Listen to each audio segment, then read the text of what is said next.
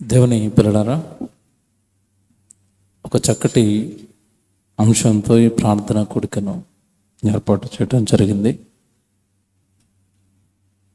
లోక ఆశలతో నరకానిక, దేవుని వాక్యంతో పరలోకానిక అన్నది ఏర్పాటు చేయబడిన అంశము.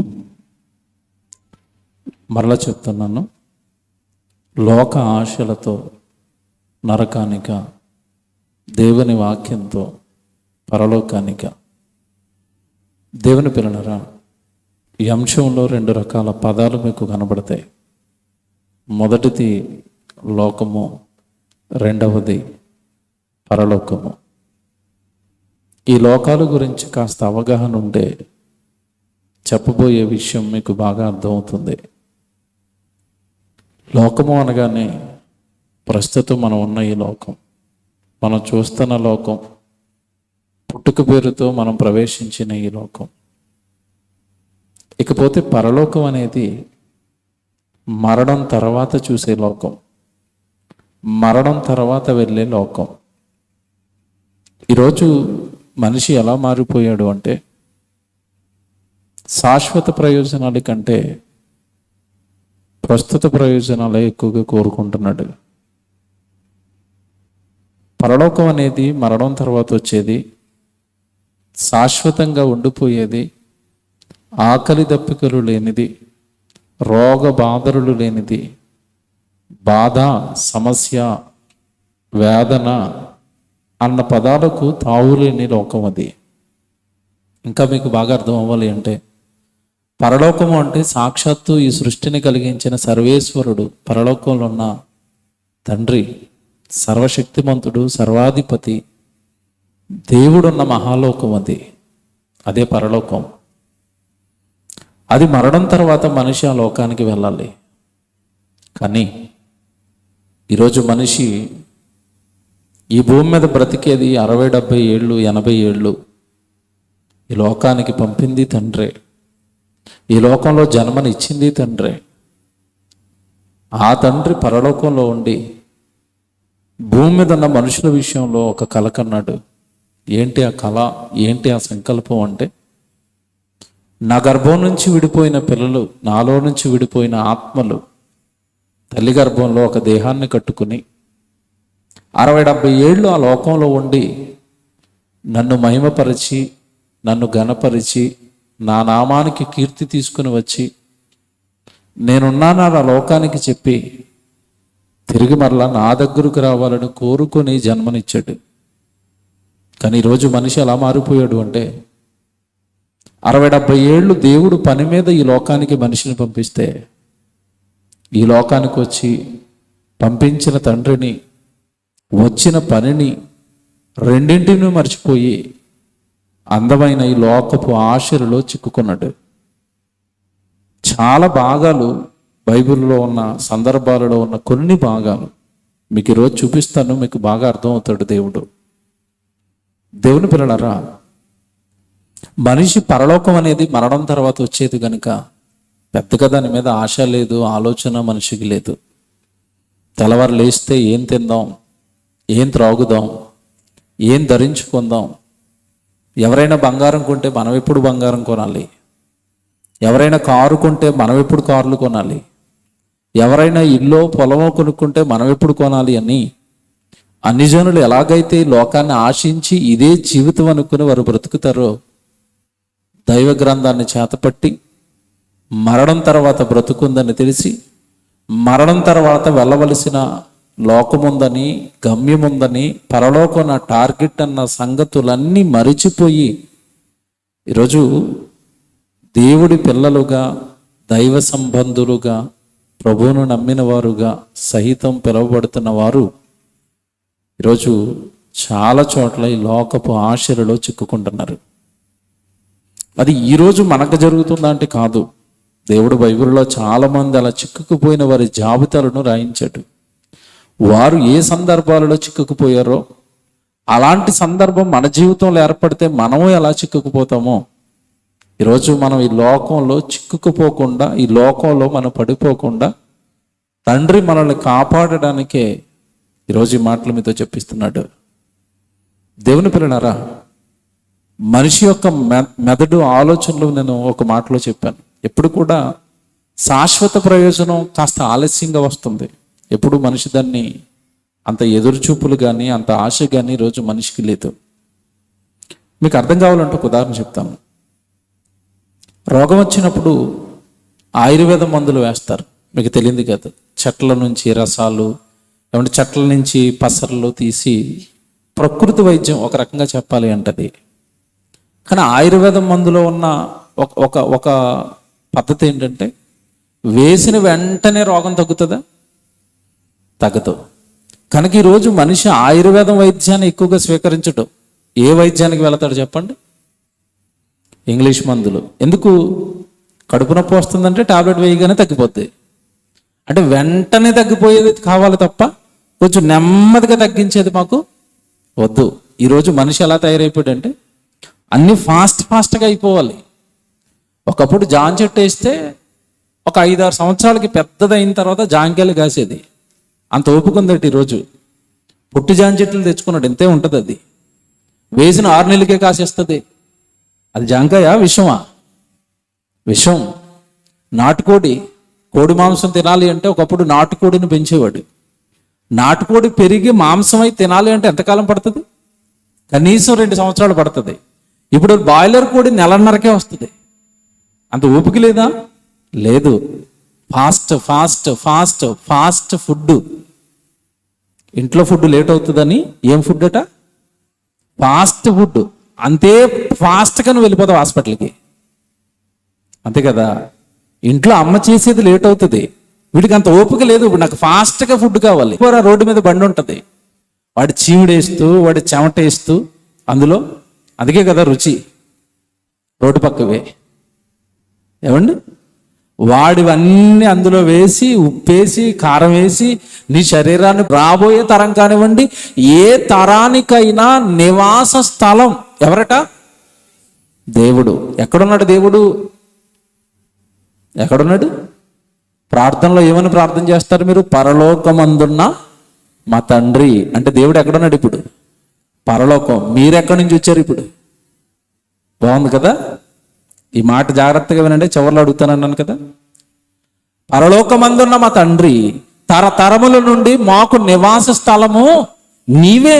నీ దగ్గర నుంచి ఈ లోకానికి వచ్చావు తండ్రి. నీలో నుంచి విడిపోయిన నువ్వు పరమేశ్వరుడు, సర్వేశ్వరుడివి, పరమాత్మము నీవు. పరమాత్మమైన నీలో నుంచి, పరమాత్మైన నీలో నుండి విడిపోయిన జీవాత్మలం మేము. ఆత్మలో నుండి విడిపోయిన ఆత్మలండి భూమి మీద ఉన్న మనుషులంతా. శరీరం మనిషి కాదు సుమా. చాలా మందికి ఇది కూడా తెలీదు. శరీరం మనిషి కాదండి. శరీరము ప్లస్ ఆత్మ, ఈ రెండు కలిస్తే మనిషి. ఎలాగంటే మీరు చెప్తారంటారా? ఒక ఉదాహరణ చెప్తాను. మీ ఇంటి దగ్గర ఎవరో ఒక వ్యక్తి చనిపోయాడు. ఆ వ్యక్తి పేరు సుబ్బారావు అనుకుందాం.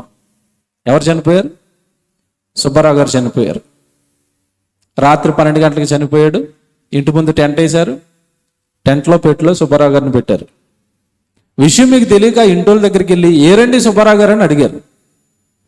ఆ ఇంట్లో ఉన్న సుబ్బారావు గారి భార్య మీతో ఏం చెప్తుంది చెప్పండి? అదిగోనండి టెంట్లో పడుకొని ఉన్నాడు పెట్టిలో అంటదా?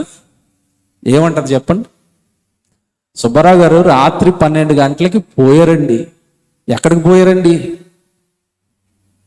ఎక్కడికి పోయారండి? పడుకున్న ఆయన ఎవరండి? మీకు అర్థమైందా? పోయిన ఆయన ఎవరు, పడుకున్న ఆయన ఎవరు? పోయిన ఆయన సుబ్బారావు గారు. వదిలేసింది ఆయన 60-70 ఏళ్ళు ఈ భూమి మీద ఉండడానికి కట్టిన గుడారాన్ని విడిచిపెట్టి వెళ్ళిపోయాడు ఆయన. తెలుసు కదా, ఇది మీకు మాట్లాడుకుంటాం కానీ ఆలోచించం అంతే. ఇంట్లో ఎవరు చనిపోయిన, ఇప్పుడు తాతగారు చనిపోయారు అనుకోండి, ఏడండి మీ తాతగారు అంటే ఆ చివరిని శ్మశానం ఉంటుందండి, అక్కడ పడుకున్నాడండి అంటారేటి? వెళ్ళిపోయారండి మా తాతగారు. ఎక్కడికి వెళ్ళిపోతున్నారు తెలీదు. ఎక్కడి నుంచి వచ్చారు తెలీదు. ఏమైపోతున్నారు తెలీదు. అన్ని బైబిల్లో ఉంటాయి. బైబిల్ నేర్చుకుంటారా? మాకు వద్దండి. ఎంబీబీఎస్లు చేస్తాం, ఎఫ్ఆర్సిఎస్లు చేస్తాం, డాక్టర్లు ఏమైపోతాం, యాక్టర్లు ఏమైపోతాం. బైబిల్ మాత్రం ఎప్పటికీ నేర్చుకోము, ఏమీ వినము. ఒకవేళ నేర్చుకున్నా వాటిని విశ్వసించి బలంగా సమాజానికి వెళ్ళి ప్రకటించం. ఇంకెప్పుడు ఈ జ్ఞానం ప్రపంచానికి వెళుతుంది మీరు చెప్పండి? మొదటి ప్రసంగం మీరు విన్నారో లేదో, ఆయన 45 నిమిషాలు కొట్టుకొని ఒకటే సంగతి చెప్పాడు. ఏంటి చెప్పండి అది? దేవుడు మిమ్మల్ని కన్నాడు, పెంచుతున్నాడు. అదే 2 ముక్కలు ఆయన చెప్పిన ప్రసంగం అంతా. చూసారా? ఆ 2 విషయాలు చెప్పడానికి ఆయనకి 45 నిమిషాలు పట్టింది. అంటే బైబిల్లో ఉన్న వచనాలలో ఉన్న సారం అర్థమైతే మన జీవితం ఏంటో, మన బ్రతుకు ఎవరిచ్చారో మనకు అర్థమయ్యేదండి. పోయింది సుబ్బారావు గారు, అక్కడ వదిలి వెళ్ళిపోయింది మాత్రం సుబ్బారావు గారు 60 ఏళ్ళు వాడుకున్న ఆయన తొడుగు అనొచ్చు, లేదా ఆయన గుడారం అనొచ్చు. వదిలి వెళ్ళిపోయాడు ఆయన. అంటే మనిషి అంటే శరీరం కాదా? కాదు. మీకు ఇంకా చెప్పనా, అప్పుడప్పుడు డాక్టర్ గారి దగ్గరికి వెళ్తారు. డాక్టర్ గారి దగ్గరికి వెళ్ళినప్పుడు గుండె బాగోలేదనుకోండి, గుండె సంబంధిత ఏదో జబ్బు వచ్చింది, స్పీడ్గా కొట్టేసుకుంటుంది. డాక్టర్ గారి దగ్గరికి వెళ్ళారు, గుండె డాక్టర్ గారి దగ్గరికి. చెప్పమ్మా నీ ప్రాబ్లం ఏంటన్నాడు. అయ్యగారు, డాక్టర్ గారు, నా గుండె బాగోలేదండి, ఈ మధ్యకాలంలో స్పీడ్గా కొట్టేసుకుంటుంది అన్నారు. ఏమన్నారు చెప్పండి, మళ్ళీ అడుగుతున్నాను. నా గుండె బాగోలేదండి అన్నారు. నా గుండె బాగోలేదు. ఇంతకీ నువ్వెవరు? నీ గుండె అంటున్నావు కదా, నువ్వెవరు ఇంతకీ? నా చెయ్యి లాగేస్తుందండి, నా కన్ను కనపడటం లేదండి, నా కాళ్ళు పని చేయటం లేదండి, నా చెవులు వినపడటం లేదండి, నా నోరు సరిగా మాటలు రావటం లేదండి. ఇంతకీ నువ్వెవరు అయ్యా? అన్ని నావి నావి నావి అంటున్నావండి. ఇంతకీ నువ్వెవరు? నువ్వు వేరు, నీ శరీరం వేరా? నువ్వు చెప్పకనే చెప్పావు అక్కడ. ఏమండి, ఇప్పుడు ఇది నా సెల్ ఫోను అన్నాను అనుకోండి, నేనున్నాను, సెల్ ఫోన్ ఉంది, ఇద్దరు ఉన్నావా? ఇద్దరు ఉన్నాం. ఇప్పుడు నా గుండె అన్నానంటే నువ్వు గుండె కాదా? కాదు. నా గుండె అన్నావంటే నువ్వు ఆత్మవి, లోపల ఉన్నావు. అదే వెళ్ళిపోయారు, రాత్రి 12 గంటలకు వెళ్ళిపోయారు అంటున్నావు కదా సుబ్బారావు గారు. ఆయన ఆత్మ, ఆయన వెళ్ళిపోయాడు, జీవాత్మది. ఆయనే మనిషి, ఆయనకే పేరు, అదే వెళ్ళిపోయేది. ఈ దేహం అంటారా 60-70 ఏళ్ల తర్వాత అండి, 40 సంవత్సరాలకే సింటమ్స్ మొదలు పెడుతుంది. ఇది మీకు సిగ్నల్స్ ఇస్తూ ఉంటుంది. ఇది ఏమి సిగ్నల్స్? నా పని అయిపోతుంది నాయన, నీ జీవితాన్ని చక్కబెట్టుకో. ఎలాగిస్తుంది సిగ్నల్? ఎలాగిస్తుందండి? అద్దం ముందు నిలబడతారు కదా రోజు వెళ్ళి, అప్పటి వరకు బాగుంటుంది. నెమ్మదిగా మేసంలో ఒక తెల్ల వెంట్రుక స్టార్ట్ అవుతుంది, గుండెల్లో రాయి పడుతుందండి చూసిన వెంటనే. వీడికి అంటే అర్థం ఏంటి? మేసంలో అక్కడక్కడ తెల్ల వెంట్రుకలు ఇప్పుడు నాకు వచ్చేయండి, స్టార్ట్ అయ్యాయి నాకు. అంటే నాకేం చెప్తుందంటే, వారు చక్క పెట్టుకోరా, నీ పని అయిపోతుంది. దీని పని చక్క పెట్టుకోరా అని దేవుడు తెలుపు వెంట్రుకలు వేస్తే మేమెందుకు ఊరుకుంటామని మన వాళ్ళు నలుపు రంగు వేశారు. అంతేనా? జీవితాన్ని చక్క పెట్టుకోరా అని సిగ్నల్ అది ఇస్తుంటే ఆ సిగ్నల్ అలాగే ఉంటాయి. మేము రంగేసి కవర్ చేసేస్తాం. కవర్ చేయి. ఎంతకాలం కవర్ చేస్తావు? ఎంతకాలం? తెల్లవి నల్లగాను అవ్వు. నీ జీవితం ఈ భూమి మీద నిలవదు. ఇది అక్షర సత్యం. ఒప్పుకోవడానికి నీకు ఇబ్బందిగా ఉన్నా కాదా? కాదా? కళ్ళు నుడతలు పడతాయి, చర్మం నుడతలు పడుతుంది. అప్పటి వరకు 3 ఫ్లోర్లు 4 ఫ్లోర్లు ఎక్కినాడు, ఒక ఫ్లోర్కే ఎక్కి కూర్చుంటూ ఉంటాడు. ఇవన్నీ ఏంటంటే, నాయన దగ్గర పడతానో చక్క పెట్టుకొని, చక్క పెట్టుకో అంటుంటే ఇంకా యవనస్తులు అయిపోవడానికి నేను ఎక్సర్సైజ్ చేస్తాను, ప్రోటీన్ ఫుడ్ తింటాను. ఏమి తిన్నా ఉండదు నాయన ఇది. ఎందుకంటే దేవుడు దీన్ని డిజైన్ చేసేటప్పుడే, నాయన నిన్ను విడిచి ఎక్కువ కాలం ఉండలేను రా, లోపల జీవాత్మగా నువ్వు ఉన్నావు కదా, నా దగ్గర నుంచి వెళ్ళావు. అదేందాక అక్కడ దైవజనుడైన మోషే గారు చెప్తున్నారు. ఏమని? ప్రభువా, తరతరముల నుండి మాకు నివాస స్థలము నీవే, నీలో నుండి లోకానికి వచ్చాం. ఏమంటే ఆయనలో నుండి లోకానికి వచ్చింది శరీరం కాదండి, ఆత్మ. ఎందుకంటే దేవుడు ఎలా ఉన్నాడని మనకి యేసుప్రభువు చెప్పాడు. దేవుడు ఆత్మ గనుక ఆయన ఆరాధించేవారు ఆత్మతోనూ. అది అంటే తండ్రైన దేవుడు ఎలాగున్నాడు? ఇప్పుడు ఆత్మగా ఉన్నాడు. ఆయనలో నుంచి విడిపోయిన ఒక ముక్క నువ్వు. ఇంకా నీకు బాగా అర్థం అవ్వాలి అంటే, ఆడపిల్లలు బంగారం పెట్టుకుంటారు, చెవులీలని, ముక్కులో అని, రకరకాల గాజులని. ఈ బంగారం అంతా కూడా ఎలా వస్తుంది అంటే, పెద్ద బిస్కెట్ ఉంటుంది, బంగారపు బిస్కెట్. అందులోంచి ఒక ముక్క కట్ చేసి, ఒక కాసు కట్ చేసి నీకు చెవులీలు చేశాడు. అంటే పెద్ద బంగారంలో నుంచి విడిపోయిన చిన్న బంగారం అనమాట ఈ ముక్క. అలాగే పరమాత్మ దేవుడు సృష్టికర్త ఆత్మ అయితే, ఆయన ఆత్మలో నుండి విడిపోయిన కొన్ని భాగాలు వినండి. ఈరోజు ఇక్కడ కూర్చున్న మీరంతా ఆత్మలు, మీరంతా మరణం తర్వాత బయటకు వస్తారు. ఇది మీరు మనసులో పెట్టుకోండి. దేవుడు అక్కడ అంటున్నాడు. ఏమంటే నిజంగా మోషే గారితో దేవుడు పలికించిన మాట అది. తరతరముల నుండి మాకు నివాస స్థలము నీవే. నీలో నుండి ఈ లోకానికి వచ్చాం తండ్రి మేము. వచ్చిన తర్వాత ఈ లోకంలో శాశ్వతంగా ఉండిపోతామా? ఉండిపోయిన వాడు ఒక్కడున్నాడా ఈ లోకంలో? మీరు చెప్పండి. ధనవంతులు ఉంటారా? నాకు 100 కోట్ల ధనం ఉంది కనుక నేను 200 సంవత్సరాలు బతుకుతానని బతకమనండి. నేను ముఖ్యమంత్రిని కనుక చావు నా దగ్గరికి రాకూడదని ఆజ్ఞాపించమనండి. ఏ ముఖ్యమంత్రిని అయినా, ఏ ప్రధానమంత్రిని అయినా, ఏ ఆఫీసర్ని అయినా, ఉద్యోగస్తుడా, వ్యాపారస్తుడా, ధనవంతుడా, ఎవడి శాస్త్రవేత్త, ఎవడినైనా మరణం నా దగ్గరికి రాకూడదని ఆపగలడా? ఆపలేడు. అంటే మీకు ఇక్కడ మనకి స్పష్టంగా అర్థమవుతున్నది ఏంటంటే, దేవుడిలో నుంచి వచ్చిన ఈ ఆత్మకు తండ్రైన దేవుడు మన తల్లి గర్భంలో ఈ దేహాన్ని కట్టాడు. 270 రోజులు మహానిర్మాణం చేపట్టాడు. తల్లి గర్భంలో ఉమ్మ నీటిలో ఆ చీకటి బిలంలో 300 రోజులు తండ్రైన దేవుడు ఈ దేహాన్ని కట్టి ఒకానొక రోజు ఇలా భూమి మీదకి పంపించాడు. పంపిస్తున్నప్పుడే చెప్పాడండి తండ్రి. ఏమని చెప్పాడు తెలుసా? అయినా నీకు ఆయుష్కాలాన్ని నియమించి పంపిస్తున్నాను. ఆ ఆయుష్కాలాన్ని దినములతో సహా లెక్క పెట్టుకుని ఆ లోకానికి పంపిస్తున్నాను. ఏ దినాన్ని వృధా చేయకు, ఏ దినాన్ని కూడా నువ్వు పాపానికి నీ సొంత కార్యక్రమాలకు వాడకనైనా ఆయుష్కాలం నాది అని చెప్పి మరి ఈ లోకానికి పంపాడండి. వచ్చిన మనిషి అందమైన ఈ లోకాన్ని చూశాడు. పుట్టించిన తండ్రిని, చెప్పిన పనిని, చేసిన ఆ మహాతండ్రి తల్లి గర్భంలో పడిన కష్టాన్ని, ఈ లోకానికి వచ్చే ముందు మనకి చెప్పిన పనులను అన్నిటినీ మరిచిపోయి కన్న తండ్రిని పక్కకు పెట్టి ఈ లోకపు ఆశలలో ఇమిడిపోయి బ్రతుకుతున్నాడు మనిషి. ఎందుకనంటే దేవుడు, మీరు అక్కడ కీర్తనల గ్రంథం 90వ అధ్యాయం 1వ వచనం చదివారు కదా, 3వ వచనం చదవండి. అక్కడ కింద ఏమంటున్నాడు? 3వ వచనం చదవండి. నీవు మనుషులను మంటికి మార్చుచున్నావు. అక్కడ ఆగండి ఒకసారి. ఎప్పుడైనా చదివారా బైబిల్ ఈ వచనం? చదివానన్న వాళ్ళు చేయలేపండి. అబ్బో, చదివారు అనమాట. అయితే ఏం అర్థమైంది చెప్పండి అక్కడ మీకు. నీవు మనుషులను మంటికి మార్చుచున్నావు అంటే అర్థం ఏంటి? మన లోకల్ లాంగ్వేజ్లో చెప్పాలంటే దేవుడు చంపేస్తున్నాడు. అంతేనా అర్థం? ఇంకేమైనా ఉందా? మంటికి మార్చుచున్నావు. ఎవరు మారుస్తున్నారు మంటికి? దేవుడేనా?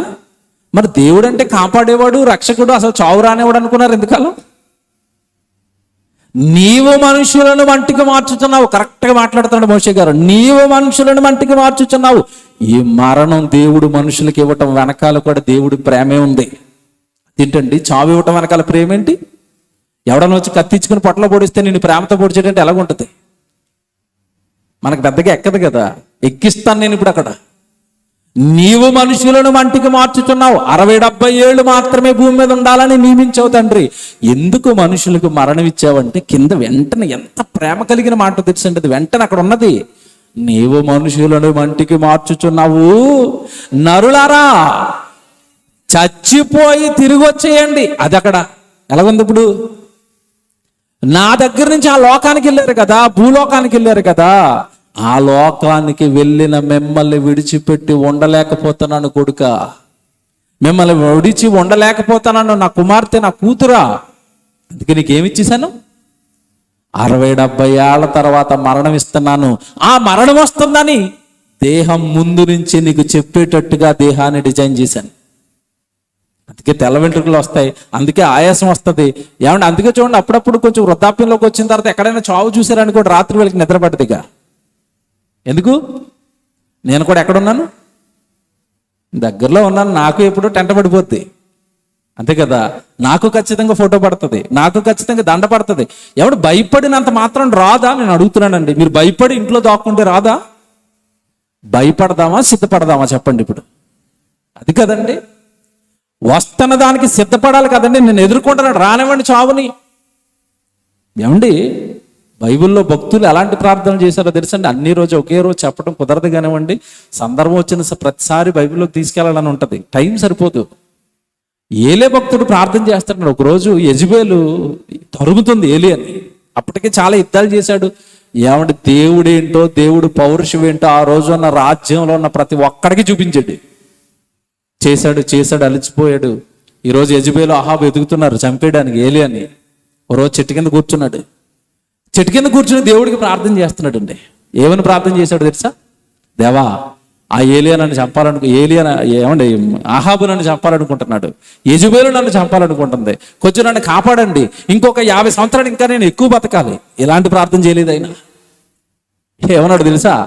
నా పితరుల కంటే నా ప్రవక్తల కంటే నేనేం పెద్ద గొప్పవాడిని కాదు నాయనా, నువ్వు చేయమన్నది అంత చేశాను, నేను అలసిపోయాను, ఇక మీరు నాకు చావును ప్రసాదించండి, నాకు మరణం ఇవ్వండి, నేను చనిపోవాలనుకుంటున్నాను. నేను చనిపోయి నెక్స్ట్ ఏంటో అతనికి తెలుసు.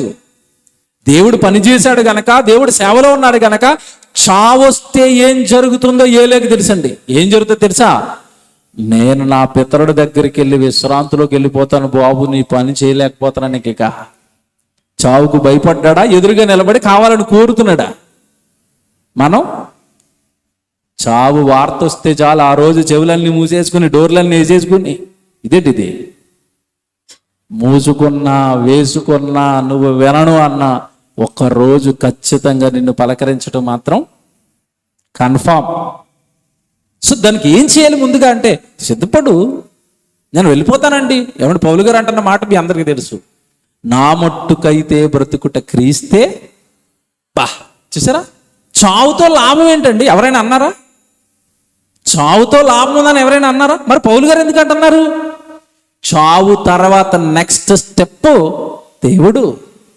దేవుడున్న లోకం, ఆకలి దప్పికలు లేని లోకం, బాధలు లేని లోకం. ఇంకా మీకు అర్థం అవ్వాలంటే షుగర్ లేని లోకం. ఇవి చెప్తే అర్థమవుతాయి. అందరి బాధలు ఇవే కదా ఇప్పుడు. బీపీ లేని లోకం, థైరాయిడ్ లేని లోకం, మోకాళ్ళ నొప్పులు లేని లోకం, తలతిరుగుడు లేని లోకం. అంత అందమైన లోకం మరణం తర్వాత చూస్తాను గనక నా మట్టుకైతే బ్రతుకుట క్రీస్తే, చావైతే. సిద్ధపడిపోయాడా? భయపడ్డా? సిద్ధపడ్డాడు. ఇప్పుడు ఇక్కడికి రండి, కీర్తనల గ్రంథం 90:3 నీవు మనుషులను మంటికి మార్చుతున్నావు, నరులారా రండి అన్నాడా, తిరిగి రండి అన్నాడా? అంటే అర్థం ఏంటి? తిరిగి రండి అన్నాడంటే అర్థం ఏంటి? నువ్వు వచ్చింది అక్కడి నుంచే, అంతేనా? పిల్లల్ని స్కూల్కి పంపించేటప్పుడు తల్లి ఏం చెప్తే చెప్పండి, ఒరే బస్ ఎక్కేటప్పుడు జాగ్రత్తరా, రోడ్డు దాటేటప్పుడు జాగ్రత్తరా, క్షేమంగా వెళ్ళి లాభంగా వచ్చేయి, అంతేనా? ఇంట్లో నుంచి పంపిస్తుంది కనుక ఇంటికి వచ్చే అన్నది. తండ్రి దేవుడు పరలోకం నుండి లోకానికి మనల్ని పంపాడు. అక్కడ అంటున్నాడు, నరులారా నా దగ్గరికి రారా, నా పిల్లలు కదా, నేను పంపాను కదా లోకానికి, తల్లి గర్భంలో దేహం కట్టింది నేను కదా, అందులో మిమ్మల్ని పెట్టింది నేను కదా, ఆ లోకంలో మీరు ఉన్నంతకాలం నేను కట్టిన ఆ దేహంతో నాకు మహిమ కీర్తి, నా కోసం పాటలు పాడండి, ఆ దేహంతో, ఆ చేతులతో నా పనులు చేయండి, ఆ కళ్ళతో నా వాక్యం చదవండి, ఆ చెవులతో నా మాటలు వినండి, ఆ నోటితో నా గురించి ప్రకటించండి. ఆ దేహాన్ని నా కోసం వాడి సేవ చేసి మళ్ళా నా దగ్గరకు వచ్చేస్తావు కొడుక. చావు వెనకాల కూడా దేవుడు ఏం చెప్తున్నాడు చెప్పండి? అక్కడ ప్రేమ అండి. నాకు అక్కడ ప్రేమ కనపడిందండి. మిమ్మల్ని విడిచిపెట్టి ఉండలేకపోతున్నాను కొడుక. నరులారా తిరిగి రండి అంటే ఇప్పుడు ఎక్కడి నుంచి వచ్చాం మనం? పరలోకం నుంచి. ఎక్కడికి వెళ్ళాలి? పరలోకానికి. మధ్యలో ఇప్పుడు జరిగిందండి ఒక ప్రాబ్లం. ఏంటా ప్రాబ్లం? ఈ లోకానికి వచ్చిన తర్వాత ఈ లోకాన్ని చూశాడు, లోకం బాగుంది, వెంటనే ఎవరిని మర్చిపోయాడు? అది ఆదివారం గుడికి ఎందుకు రావట్లేదంటే పనుంది అయ్యగారు. గుడికి రాకపోతే పాతాళానికి పోతావు. నీ పని పరలోకానికి తీసుకెళ్తుందా? దేవుడి దగ్గరికి రా అంటే పని అంటున్నావేంటి? దేవుడి గుడిలో ఉండంటే పని అంటున్నావేంటి? దేవుడి సన్నిధి అంటే నిర్లక్ష్యం చేస్తున్నావేంటి? అంటే నీకు ఒకటి అర్థం అవ్వలేదు. ఏమర్థం అవ్వలేదు? 60-70 ఏళ్ల తర్వాత నేను నా తండ్రి ముందు నిలబడితే నా భక్తి జీవితం సరిపోయి నన్ను పరలోకానికి చేర్చుకుంటాడా? నేనేమైనా ఈ లోకపు ఆశలలో చిక్కుకుపోయానా? ఎప్పుడైనా ఆలోచిస్తున్నారా? నేను చెప్తాను ఇప్పుడు, మీరు చాలా జాగ్రత్తగా వినాలి. యేసుప్రభు ఈ లోకానికి వచ్చేటంటే మనలా పెళ్ళి అన్నాడా? అనలేదు. ఉద్యోగం అన్నాడా? అనలేదు. డబ్బు అన్నాడా? అనలేదు. బంగారం అన్నాడా? అనలేదు. ఎందుకు అనలేదో నాకు చెప్పాలి యేసుప్రభు. ఎందుకు అనలేదు? మనం మర్చిపోయింది ఒక దాన్ని ఆయన బ్రతుకున్నంతకాలం గుర్తుపెట్టుకున్నాడు. ఇంతకీ మనమేమి మర్చిపోయాం, ఆయన ఏం గుర్తుపెట్టుకున్నాడు? ఓ మాట చూపిస్తాను బైబిల్లో. యోహాను సువార్త 13వ అధ్యాయము 3వ వచనం చూడండి. యోహాను సువార్త 13వ అధ్యాయము 3వ వచనం. తండ్రి దేవుడికి ప్రార్థన చేసుకుంటున్నాడండి. జాగ్రత్త చదువుకోండి, జాగ్రత్త చూసుకోండి బైబిల్. అన్ని మీకు వీలుంటే రాసుకోండి, ఇవన్నీ మరలా ధ్యానించండి. యోహాను సువార్త 13వ అధ్యాయము 3వ వచనం. తండ్రి తన చేతికి సమస్తమును అప్పగించేననియు. ఇక్కడ బాగా వినండి, ఇక్కడ బాగా చదువుకోండి, బాగా చూసుకోండి బైబిల్. తాను దేవుని యొద్ద నుండి బయలుదేరి వచ్చేననియు, దేవుని యొద్దకు వెళ్ళవలసి ఉన్నదనియు యేసు ఎరిగి లోకం వద్దనుకున్నాడు. నువ్వు మర్చిపోయావు కనుక లోకంలో పడిపోయావు. మళ్ళీ చెప్తానే, జాగ్రత్తగా వినండి. తాను దేవుని యొద్ద నుండి బయలుదేరి వచ్చిననియు, వచ్చిన దేవుని యొద్దకు తిరిగి వెళ్ళవలసి ఉన్నదనియు యేసు ఎరిగి. నువ్వు ఎరిగావా? నువ్వు మర్చిపోయావు. ఆయన మర్చిపోయాడా? మర్చిపోలేదు. ఇంటి నుంచి స్కూల్కి వెళ్ళిన పిల్లోడు మన ఇల్లు మర్చిపోయాడు అనుకోండి, ఎలాగుంటుంది? మంచి పిల్లోడా? ముద్దుల నీ గారాల కొండ ఏదో అంటారు కదా, బంగారు కొండ, గారాల కొండ. ఇల్లు మర్చిపోయాడు, నిన్ను మర్చిపోయాడు.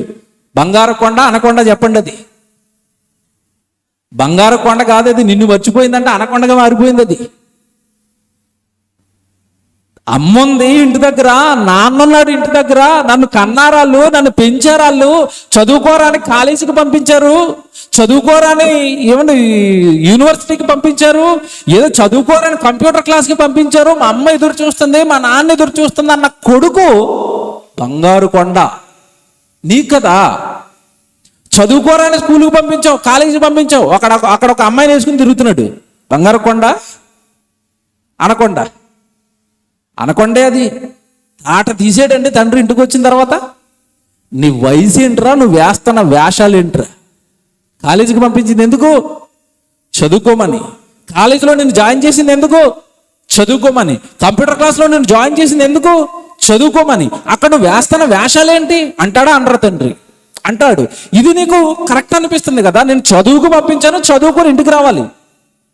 కూతుర్ని చదువుకు పంపించారండి, నమ్మారు. అమ్మాయి అయినా సరే, ఎదుగొచ్చిన అమ్మాయి అయినా సరే, మా పెంపకం మీద నమ్మకం అండి, నా కూతురు తప్పు చేయదండి, మొత్తం మీద ఏదో హాస్టల్లో జాయిన్ చేసి చదువు చెప్పిస్తున్నారు. అదే హాస్టల్లో ఉంటున్నానని చెప్పి ఎవరినొకరు పెళ్లి చేసుకుని వేరే రాష్ట్రానికి వెళ్ళిపోయింది అనుకోండి, బంగారు కొండ? మీ నమ్మకాన్ని ఒమ్ము చేసిన అనకొండ. ఇది మీకు అర్థమవుతుంది, ఇవన్నీ మీకు అర్థమవుతున్నాయి. మరి మీరు పరలోకం నుండి బయలుదేరి వచ్చారు కదా తండ్రి పని మీద. ఈ లోకానికి వచ్చి తండ్రిని విడిచిపెట్టి ఈ లోకంలో మీరు మునిగిపోతే దేవుడు మిమ్మల్ని బంగారు కొండలు అంటాడా? నాకు చెప్పాలి. ఇప్పుడు ఇక్కడ సైలెంట్ అయిపోతాం. నువ్వు పంపిన నువ్వు కూతురు ఇంటికి వచ్చేయాలట. పరలోకం నుండి దేవుడు ఈ లోకానికి నిన్ను పంపితే దేవుడన్న లోకానికి వెళ్ళాలని ఆశపడకుండా ఈ లోకంలో మునిగిపోయిన నిన్నేమనాలి దేవుడు? బాగా ఆలోచించాలి. అంటే అర్థమవుతుంది కదా, అంతా చాలా బాగా అర్థమవుతున్నాయి అన్నీ మీకు. యేసు ఎరిగాడట, పరలోకంలో నాకు తండ్రి ఉన్నాడు, ఆ తండ్రి నన్ను ఈ లోకానికి పంపాడు. ఈ లోకంలో నేను మందు త్రాగడానికో, వ్యభిచారం చేయడానికో, దొంగతనాలు చేయడానికో, సంపాదించడానికో, ఆస్తులు కూర్చుకోవడానికో, ఈ జీవితాన్ని లోకానికి సర్వనాశనం చేయడానికో నేను రాలేదు. నా తండ్రి ఒక పనిచ్చి లోకానికి పంపాడు. ఈ పని ముగించుకొని నేను ఎక్కడికి వెళ్ళిపోవాలి? పంపించిన నా తండ్రి యొద్దకు వెళ్ళిపోవాలని యేసు ఎరిగాడట. అదే మీరు చదువుకున్నారు అక్కడ. ఆయన ఎరిగాడు. ఆయన్ని నమ్మామని చెప్పి కూడా మనం ఇంతకీ ఇప్పటి వరకు ఎరగలేదు. అది ఎరిగితే మీరు దేవుడి సన్నిధిలో ఉంటారు కదా, ఎరిగితే మీరు దేవుడి సేవలో ఉంటారు కదా, ఎరిగితే మీరు దేవుడి పనిలో ఉంటారు కదా, ఎరిగితే మీరు ఇలాంటి కార్యక్రమాలు చేస్తారు కదా, ఎరిగితే సేవకుడికి సాకారంగా నిలబడతారు కదా, ఎరిగితే దేవుడి వాక్యాన్ని ప్రపంచానికి చెప్పడానికి ఏదో ఒక త్యాగంతో దేవుడి పక్షాన ముందుకు వస్తారు కదా. ఎరిగారా? ఎరిగామా? దేవుని పిల్లలరా, ఈ లోకానికి పంపుతున్నప్పుడే కన్న తండ్రి మన మీద చాలా ఆశలు పెట్టుకున్నాడండి. మీకు తెలియదు. అది వాక్యం అర్థమైపోయిన తర్వాత ఈ లోకాన్ని చూస్తుంటే కడుపు కోతండి మాకే. దేవుడు అర్థమైన తర్వాత, వాక్యం అర్థమైన తర్వాత వీళ్ళంటే ఇలా మారిపోయారు. పంపించిన తండ్రి ఏమైపోవాలి, ఆయన కన్న కలలేమైపోవాలి అని ఈరోజు మనుషులను చూస్తుంటే చాలా బాధేస్తుందండి. దేవుడి కోసం నిలబడేవారు లేరు. ఏమండి, స్వతహాగా దేవుడి సన్నిధికి వచ్చి వాక్యం నేర్చుకుని ప్రార్థనలు చేసి పవిత్రంగా వాళ్ళు కాపాడుకుంటూ వాళ్ళ కుటుంబాన్ని కాపాడుకుంటూ మరొకరిని దేవుడి సన్నిధికి నడిపిస్తూ పరలోకం వెళ్ళిపోదామని ఆశ కలిగి బ్రతుకుతున్న వారు తగ్గిపోతున్న కాలానికి వచ్చేసాం. బైబిల్ చేతుల్లో ఉన్నా సరే, బైబిల్ లేకపోతే ఇంకేమైపోయినో ఈ లోకం అనిపిస్తుంది. బైబిల్ చేతుల్లో ఉన్నా సరే పరిశుద్ధంగా ఉందాం, పవిత్రంగా ఉందాం, దేవుడి సన్నిధిలో ఉందాం, దేవుడి పనిలో ఉందాం. నాకు వద్దండి పాపం, నాకు వద్దండి ఈ లోకం అని. ఏమండి, నిజంగా దేవుడి సన్నిధిలో గడిపేవారు తగ్గిపోతున్న కాలం. సేవకుల ఆత్మఘోష ఒక రకంగా లేదండి. ప్రజలను కూర్చోబెట్టడానికి ఎన్నో రకాల ప్రయాసాలు, ఎన్నో రకాల ప్రయత్నాలు, ఎన్నో ఫోన్లు, ఎన్నోసారి ఆ గృహదర్శనాలు, రండి రండి రండి. అంత బలవంతంగా నేను ఎందుకు కూర్చోబెట్టాలి? వాళ్ళకేం పట్టింది నువ్వు లోకంలోకి పోతావు తర్వాత, మరణం తర్వాత నిత్యాగ్ని దండనకు. అది వాళ్ళ బాధ, అదే వాళ్ళ ఆవేదన. నిన్ను ఆ నిత్యాగ్ని దండలను తప్పించి లోకపు ఆశల్లో చిక్కుకుపోయి నిన్ను రక్షించి పరలోకానికి తీసుకెళ్ళాలి కదా వాక్యం చెప్పి, దేవుడు మాటలను జ్ఞాపకం చేసి. సేవకులు వెనకాల పడుతుంటే ఏదో చేతకాని వాడుగా చూస్తున్నారండి మధ్యకాలంలో చాలా మంది. ఏ పని ఉందండి, అతమని ఫోన్ చేస్తాడు, రమ్మంటాడు. నువ్వు బాగా ఇక్కడ బిజీ అయిపోతే లోకంలో, తర్వాత ఇంకా బాగా బిజీ చేస్తాడు దేవుడు పాతాళంలో. అక్కడ ఒక పెద్ద డ్యూటీ వేసాడు. ఏం డ్యూటీ చెప్పండి? పాతాళంలో డ్యూటీ ఏడవటం, పళ్ళు కొరకటం. రెండే డ్యూటీలు. ఏడవటం, పళ్ళు కొరకటం, ఏడవటం, పళ్ళు కొరకటం. అక్కడికి వెళ్ళిపోతారా? దేవుడున్న మహాలోక పరలోకానికి వెళ్ళిపోతారా? ఇప్పుడు చెప్పండి, ఎక్కడికి వెళ్ళాలని ఉంది? ఉందా? భలే ఉంది కదండి. పరలోకం వెళ్ళిపోదామండి. వచ్చేస్తారా? వచ్చేయాలంటే కొన్ని నియమాలు దేవుడు పెట్టాడు, అవి మీరు పాటించాలి. ఏంటండి పెట్టినవంటారా? డైరెక్ట్గా మీకు చెబితే అర్థం కావు కనుక దేవుడు చెప్పిన ఒక మాటను చూపించి కొంతమంది జీవితాలు చూపిస్తాను బైబిల్లో. అలా పరలోకానికి సిద్ధపడి కూడా పోగొట్టుకున్న వారి జీవితాలు చూపిస్తాను. అప్పుడు మీకు అర్థమవుతుంది, అమ్మో, పరలోకానికి వెళుతున్న నన్ను, పరలోకపు ప్రయాణంలో ఉన్న నన్ను ఈ లోకము ఇంత దారుణంగా పడగొడుతుందా అని మీకు అర్థమైపోతుంది. యోహాను గారు రాసిన మొదటి పత్రిక 2వ అధ్యాయము 15వ వచనం నుంచి 17వ వచనం వరకు చదువుతాం. జాగ్రత్త చూసుకోండి బైబిల్. యోహాను గారు రాసిన మొదటి పత్రిక 2వ అధ్యాయము 15, 16, 17 వచనాలు జాగ్రత్తగా చూడండి, జాగ్రత్త చదవండి. మీరు అక్కడ ఉన్న సారాన్ని దేవుడు శక్తితో అర్థం చేసుకోవడానికి ప్రయత్నించండి. ఏమంటున్నాడు చూడండి. ఈ లోకమునైనను, లోకములో ఉన్న వాటినైనను ప్రేమించకండి. ఏటట మళ్ళా చెప్పండి గట్టిగా. ఈ లోకమునైనను, ఈ లోకములో ఉన్న వాటినైనను ప్రేమించకండి. దేన్ని ప్రేమించకూడదట? లోకం అంటే ఏంటి చెప్పండి? ఆస్తులు ఉన్నాయి, బంగ్లాలు ఉన్నాయి, ఇల్లు ఉన్నాయి, పొలాలు ఉన్నాయి, కార్లు ఉన్నాయి, నీ చుట్టూ జనాంగం ఉన్నారు. మనుషులు నమ్ముకునేవారు, మనుషుల మీద ప్రేమతో దేవుడిని విడిచిపెట్టేవారు ఉన్నారు. సంపాదన వ్యామోహంలో పడి దేవుడి సన్నిధిని నిర్లక్ష్యం చేసేవాళ్ళు ఉన్నారు. అంటే చాలామంది దేవుడు ఈ లోకానికి పంపిస్తే లోకంలో పని చేయనాయన అని ఈ లోకపు ప్రేమలో పడిపోయారట. అదేనా అక్కడ ఉన్నమాట? మీరు ఈ లోకమునైనను, లోకములో ఉన్న వాటినైనను ప్రేమింపకుడి అన్నాడంటే ప్రేమలో పడ్డారా? ఆల్రెడీ పడ్డారా? పడిపోయారు కదండి. పరలోకాన్ని ప్రేమించవలసిన వాళ్ళు, పరలోకంలో కన్న తండ్రిని ప్రేమించవలసిన వాళ్ళు మరణం తర్వాత ఆ లోకానికి వెళ్ళిపోవడానికి ఆ లోకం పైన ఆ లోకంలో ఉన్న తండ్రి పైన ప్రేమను పెంచుకోవలసిన వాడట లోకపు ప్రేమలో పడ్డాడట. మీకు ఇందాక ఉదాహరణ చెప్పాను కదా, చదువుకోమ్మా అని కూతుర్ని పంపిస్తే కాలేజీకి అక్కడ ఎవడో సిగరెట్లు తాగేవాడితో ప్రేమలో పడింది. ఇప్పుడు అమ్మాయిలు పడిపోయేది వాళ్ళకే కదా. వాడు అందంగా జుట్టు పక్కకు దూకుని చక్కగా మంచి ప్యాంటు షర్ట్ వేసుకుని వచ్చాడు అనుకోండి, ఇప్పుడు అమ్మాయిలు పట్టించుకోరట. చిరిగిపోయిన జీన్స్ ప్యాంట్ వేసుకోవాలట, చిలకలు కూడా ఉన్నట్టుగా జుట్టు ఇలా పైకెత్తాలట, చేతిలో సిగరెట్ ఉండాలట. రోమియోస్ అట వీళ్ళందరూ. ఇలాంటి అమ్మాయిలు పడతారట. వీళ్ళు చూడండి ఎలా తయారయ్యారు. అంటాడు చిలకలు కూడా వేసుకుని చిరిగిపోయిన ప్యాంట్ వేసుకుని సిగరెట్ కాలుస్తూ లైన్ కొట్టగానే ఇంటికాడ ఉన్న అమ్మని మర్చిపోతుంది అనమాట, నాన్నని మర్చిపోతావు అనమాట.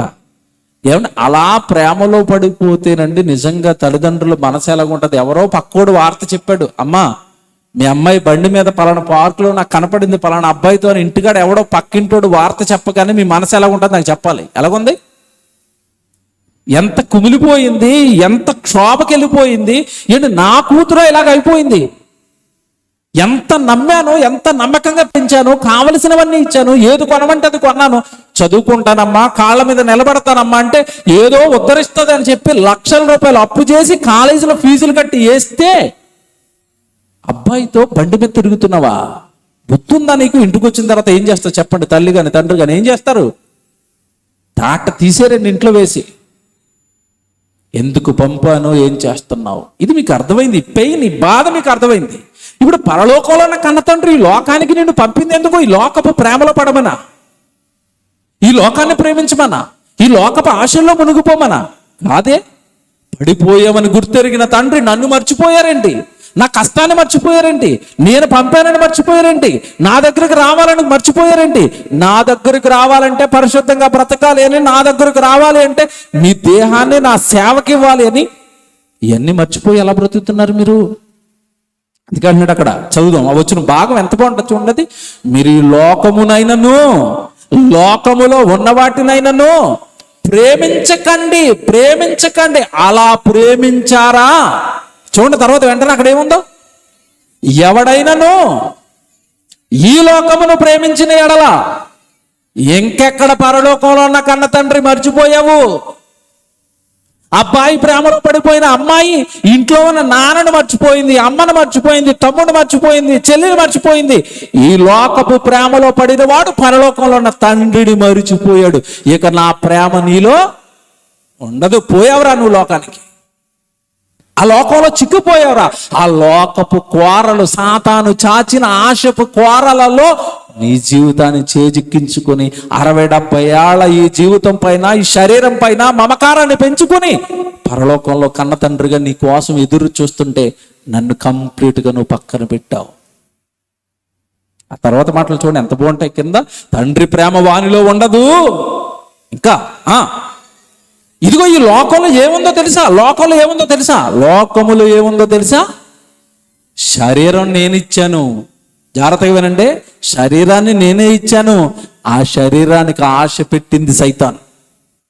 అందుకే లోకంలో ఏమున్నాయట? శరీర ఆశ, నెక్స్ట్ నేత్ర ఆశ, జీవపు డంబం.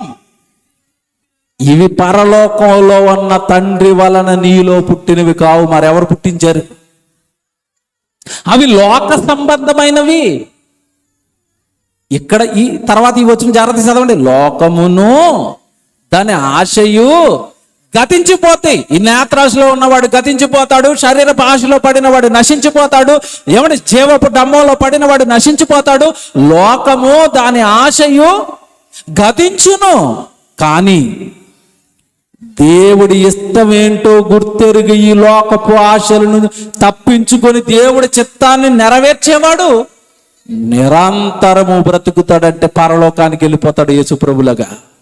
బా ఏమి చెప్పాడండి బైబిల్లో. యేసుప్రభుగా లోకంలో చిక్కుకోలేదు, లోకపు ఆశల్లో చిక్కుకోలేదు. నేనే మార్గం అన్నాడు కదా, మరి ఆయన వేసిన మార్గం నీకు కనపడటం లేదా? నువ్వెందుకు ఈ శరీరపు ఆశల్లో మునిగిపోయావు? దేవుడి దగ్గరకు వచ్చి ఏమంటే నిజంగా అడుగుతున్నానండి, ఏమంటే ప్రభువుని బట్టి అడుగుతున్నాను, ప్రభు సన్నిధిలో అడుగుతున్నాను, నా మాటలు పరలోకంలో ఉన్న నా కన్న తండ్రి వింటున్నాడన్న భయంతో అడుగుతున్నాను, ఎవరిని విమర్శించడానికి కాదు. సన్నిధికి వస్తున్న ప్రతిసారి అంటే మనం నాకు ఆరోగ్యం పోగలేదు, నాకు ఉద్యోగం లేదు, నా పిల్లల చదువు ఇవి అడిగాను తప్పండి. ఎప్పుడైనా దేవా నన్ను పరలోకానికి చేర్చుకుంటావా అని ఎవరైనా అడిగారా? బాగా ఆలోచించండి. నాకు పరలోకం ఇస్తారా? నా పరలోకపు ప్రయాణం, నా పరలోకపు జీవం మీలో భద్రంగానే ఉందా? నేను వస్తానా మీ దగ్గరికి? నా జీవితం ఏమైనా మీకు అనుకూలంగా లేదా? మీకు చిత్తానుసారం లేదా? మీ ఇష్టానుసారం లేదా అని బైబిల్ దగ్గర ఏమంటే బైబిల్ చేత పట్టుకుని దేవుడి సన్నిధిలోకి వచ్చిన తర్వాత ఎప్పుడైనా మనం ఇలాగ ఆలోచించామా? లోకము దాని ఆశయు ఏమైపోతాయట? గతించిపోయే వాటిలో ఏమైనా చిక్కుకుపోయేవా? ఇలాగ అర్థమవుతుంది మీకు, చెప్తాను నేను, బాగా అర్థం చేయిస్తాను. దేవుడి సన్నిధికి వస్తున్నారు, మంచి స్థితిలోనే నిలబెట్టాడు, చక్కటి చిన్న ఉద్యోగం ఇచ్చాడు, పిల్లపాపల్ని ఇచ్చాడు, చక్కగా అలా సాగుతుంది కుటుంబం. దేవుడి దగ్గరికి వచ్చి ఎప్పుడు దేవా దేవా దేవా, ఒక ఇల్లు సరిపోవటం లేదు, పైన స్లాబ్ వేయాలి, ఆ పైన ఇంకోటి వేయాలి, ఆ పైన ఇంకోటి వేయాలి అంటున్నావు. ఎప్పుడు వచ్చినా ఇవే అడుగుతున్నావు. దేవా అవతలోడు పెద్దది 2 ఫ్లోర్లు వేసాడు, నేను 4 ఫ్లోర్లు వేయాలి. వేస్తావు వేసిన 2వ రోజే యేసుప్రభు వచ్చాడు. నీ మేడ ఏమైపోతుంది చెప్పి ఇప్పుడు నాకు.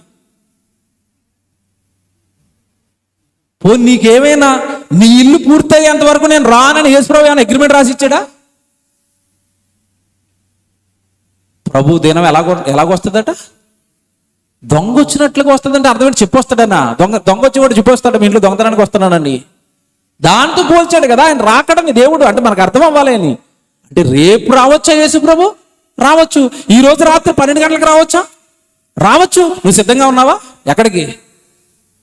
ఆదివారం సన్నిధికే సిద్ధంగా లేవు, పరలోకానిగా. సువార్తకి వెళ్దాం రండి అంటే సిద్ధంగా లేవు. ఉద్యోగం అండి, ఇంకా పిల్లల చదువులండి, ఆడి సీట్లు అవ్వాలండి, ఈడు సెటిల్ అవ్వాలండి, అందరూ సెటిల్ అయిపోతారు. ఎక్కడా?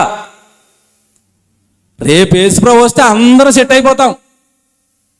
పాతాళంలో ఏమి సాధిద్దామని మునిగిపోయావు ఈ లోకంలో? బంగారం నిన్ను ఆత్మను రక్షిస్తుందా? పరలోకాన్ని ఇస్తుందా? నీ ఆస్తులు నీకు పరలోకాన్ని ఇస్తాయా? శరీరం ఎప్పుడు వచ్చి ఏమండి దేవుడి సన్నిధికి వచ్చాడు చాలా మంది అండి, దేవా రోగం. పాపం గురించి అడగబెట్టి ఎప్పుడు ఒళ్ళు బాలేదు, కాలు బాలేదు, చెవు బాలేదు, ముక్కు బాలేదు, నడు లాగేస్తుంది. నీ శరీరం ఉన్నంత కాలం లాగుతాయి అవి.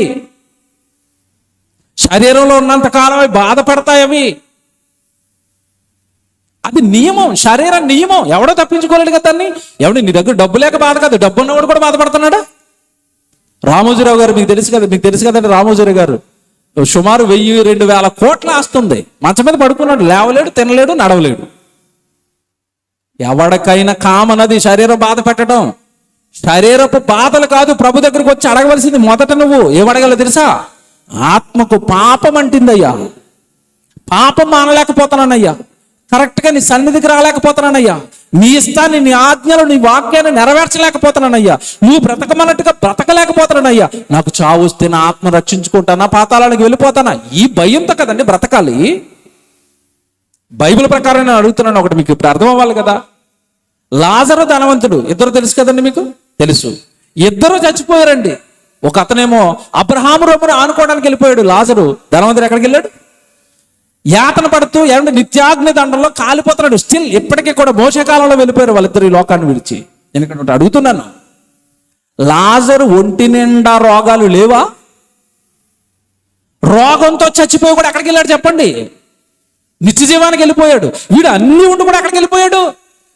అంటే ఇప్పుడు నీ జీవితంలో ఉండవలసింది దేవుడా, ధనిక స్థిత? నాకు చెప్పండి. అర్థమవుతుంది ఇప్పుడు బైబిల్? అర్థమవుతున్నాడు దేవుడు ఇప్పుడు? నీకు రోగం ఉంటే కాదు నువ్వు భయపడవలసింది, పాపం ఉంటే భయపడు. నీకు డబ్బు ఉంటే కాదు నువ్వు ఏమండి నాకు చాలా డబ్బు ఉందని ధైర్యంగా ఉంటే. డబ్బు ఉంటే కాదు, దేవుడి పని ఉందా నీ చేతిలో? దేవుడు నీకు పని ఇచ్చాడా? దేవుడు నిన్ను వాడుకుంటున్నాడా? దేవుడు తన సేవలో నిన్ను తిప్పుకుంటున్నాడా? నీ కుటుంబాన్ని ఏమైనా ఆయన పనికి వాడుకుంటున్నాడా? అమ్మయ్య దేవుడు నన్ను వాడుకుంటున్నాడండి, దేవుడు తన పనిలో ఉంచాడండి, వెళ్ళిపోతానండి మరణం వస్తే పరలోకానికి. ఈ ధైర్యాన్ని సంపాదిస్తున్నారా? బాగా ఆలోచించండి. బైబిల్ చదువుతున్నాం కానండి మన జీవితానికి అప్లై చేసుకోవటం లేదండి బైబిల్ని. అక్కడే జరుగుతుంది ప్రాబ్లం.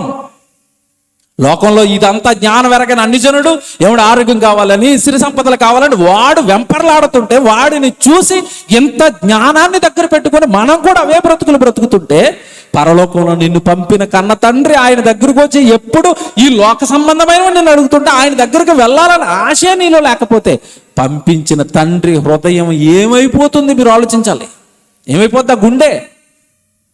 నరులారా తిరిగి రండి అన్నాడు. ఎప్పుడు దేవా వస్తానని ఒక్కసారి అన్నావు దేవుడి సన్నిధికి వచ్చి.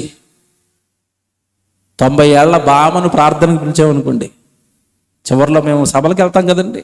సభలకు వెళ్ళినప్పుడు ఇటు పక్క చాలా మంది ప్రార్థన చేయించుకోవడానికి వస్తారండి. వాక్యం గొంతు చించుకునేలాగా అరిచి మేము మా మనసులో ఏమనుకుంటాం తెలుసండి, ఒక్కరైనా చివరిలో వచ్చి ఎవడు మేము దేవుడి కోసం బ్రతకాలని మా కోసం ప్రార్థన చేయండి, మేము ఆ మహాతండ్రిని మేము చేరుకోవాలండి, మా కుటుంబం కోసం ప్రార్థన చేయండి. ఒక్కరు అడగరండి. అందరూ లైన్ కట్టి ఏమడుగుతారు తెలుసా? అయ్యా నాకు నడువు నొప్పి, అయ్యా ప్రార్థన చేయి. అంటే ముసలావిడికి నడువు నొప్పి రాకపోతే ఏమొస్తుందండి?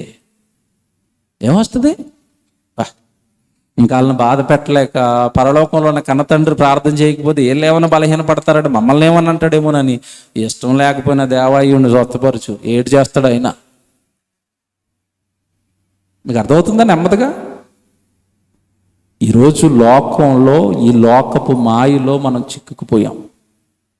చిక్కుకున్న వాళ్ళు ఇద్దరు చరిత్రలు చూపించి ముగించేస్తాను, ఎందుకంటే వాళ్ళ చరిత్రలు చెప్పకుండా ఇంతవరకు నేను చెప్పిన ప్రసంగం కరెక్ట్గా మీకు కూర్చోదు. బైబిల్లో ఎలీషా మనకు తెలుసండి, తెలుసా? తెలుసు.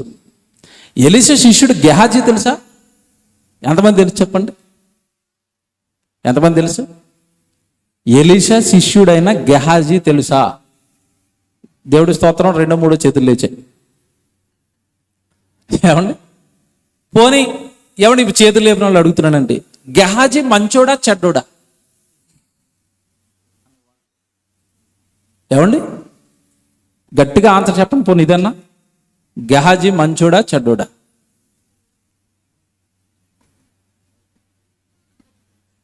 వెనకాల నుంచి ఒక ఆన్సర్, ముందు నుంచి ఒక ఆన్సర్.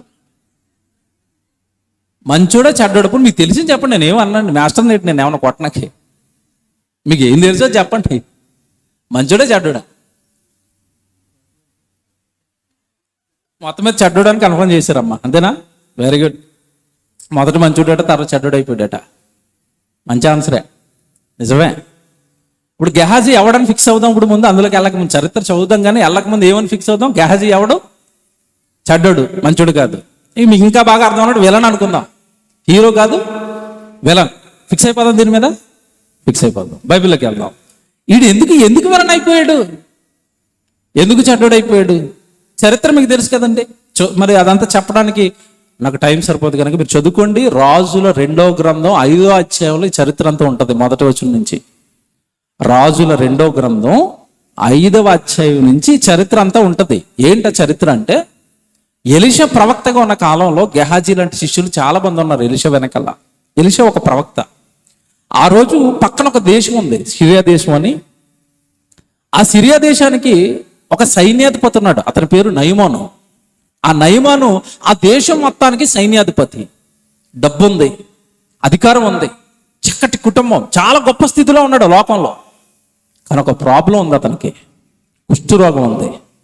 చాలా చోట్ల తిరిగాడు, అప్పటికి కుష్ఠరోగానికి వైద్యం లేదు, ఎవడు బాగు చేయలేకపోతున్నాడు. కోట్లు, ఇప్పుడు మీకు అర్థమయ్యే భాషలో చెప్పాలంటే కోట్ల రూపాయల డబ్బు ఉంది, ఒంట్లో రోగం ఉంది, పోవటం లేదు. చాలా చోట్ల తిరగ్గా ఆ నయమాన్ ఇంట్లో అప్పటికే ఈ యూదులంతా కూడా చెరపట్టబడ్డారు, చెరలో ఉన్నారు. ఆ చెరలో ఉన్న ఇశ్రాయేల్లో ఒక కుమార్తె అతని ఇంట్లో పనిచేస్తుంది.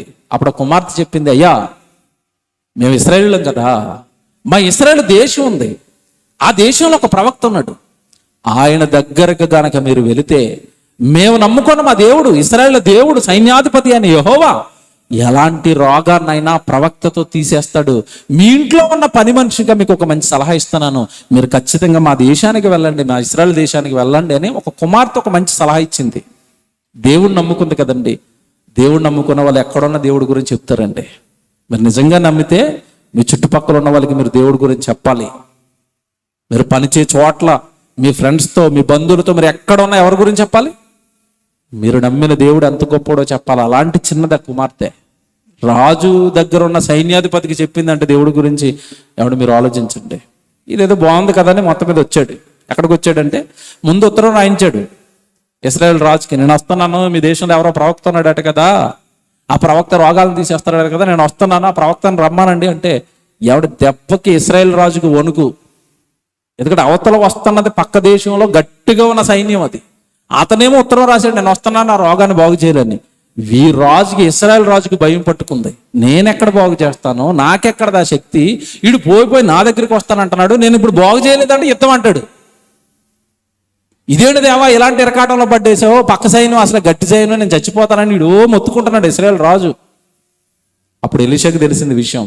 ఎలీషా అంటున్నాడు, నువ్వెందుకు భయపడుతున్నావు, ఆడు ఎవడొస్తున్నాడు వాడు నా దగ్గరికి పంపించాడు. మొత్తం మీద రాజు నుంచి షిఫ్ట్ అయింది ఇప్పుడు ఎవరి దగ్గరికి? ఎలీషా దగ్గరికి. నయమాన్ వచ్చేసాడండి మొత్తం సైన్యాన్ని వేసుకుని. మరి సిరియా సైన్యాధిపతి వస్తున్నాడంటే మామూలుగా వస్తాడా? అప్పుడప్పుడు మీ ఊరికి ముఖ్యమంత్రి గారు వస్తారు, ఎలాగొస్తారు? వచ్చే ముందు గుంతలున్న రోడ్లు అంటే మట్టి వేసేస్తారు, అంతే కదా. భద్రాచలం రోడ్లన్నీ అవే. వాళ్ళు వస్తున్నారంటే మట్టేస్తారు, లేకపోతే గుంతలో పడి చావటమే మనం. సిరియా సైన్యాధిపతి వస్తున్నాడు అనేసరికి ఇంకా అంగులు ఆర్బాలు, అమ్మో వస్తున్నాడు సైన్యాధిపతి అని ఆ దేశం అంతా కూడా సిరియా సైన్యాధిపతి వస్తున్నాడట అని పెద్ద హడావిడి. మొత్తం మీద అందరూ వచ్చేసారండి. ఎవరింటికి వచ్చారంటే ఎలీషా ఇంటికి వచ్చారు. ఎలీషా ప్రవక్త ఇంటి లోపల ఉన్నాడు, వీడు గుమ్మలో నిలబడ్డాడు. కౌరు పంపండి, వచ్చాడు సిరియా సైన్యాధిపతి అనగానే ఎలీషా బయటికి రాలేదు. ఎందుకంటే వీడికి ఆల్రెడీ కంటకావరం. ముందే వార్త ఎలా పంపాడంటే, ఎంత హార్ష్గా పంపాడు. అది ఎలీషా గారికి తెలిసి కోపం వచ్చి, ఏదో ఫోన్లో వచ్చాడు కదా గుమ్మంలో, కానీ వాడిని నిరాశపరచకుండా బయటికి రాలేదు ఎలీషా. ఒక కబురు అయితే పంపాడు. ఏమన్నాడంటే, సిరియా సైన్యాధిపతి వచ్చాడు, మీకు రోగం తీసేస్తారట కదంటే ఎలీషా కబురు పంపాడు బయటికి. ఏమని కబురు పంపాడు? వాడిని పోయి మనకి యోర్దాను నది ఉంది కదా, ఆ యోర్దాను నదిలో మునగమని చెప్పండి, ఆడి కుష్ఠరోగం అదే పోతుందని కబురు పంపాడు. వీడికి కోపం మామూలుగా రాలేదండి. ఏంటి పక్క దేశం నుంచి అంత పెద్ద సైన్యాన్ని వేసుకుని ఎలీషా అనే ప్రవక్త దగ్గరకు వస్తే కనీసం ఆ ప్రవక్త బయటకు వచ్చి నన్ను ముట్టుకుని నన్ను బాగు చేయకుండా ఎక్కడో ఉన్న యోర్దాను నదిలో గోదట్లో మునగమంటాడు వెళ్ళి. వీడి వైద్యం వద్దని అక్కడ తిట్టుకొని కోపపడి తిరిగి వెళ్ళిపోతున్నాడు.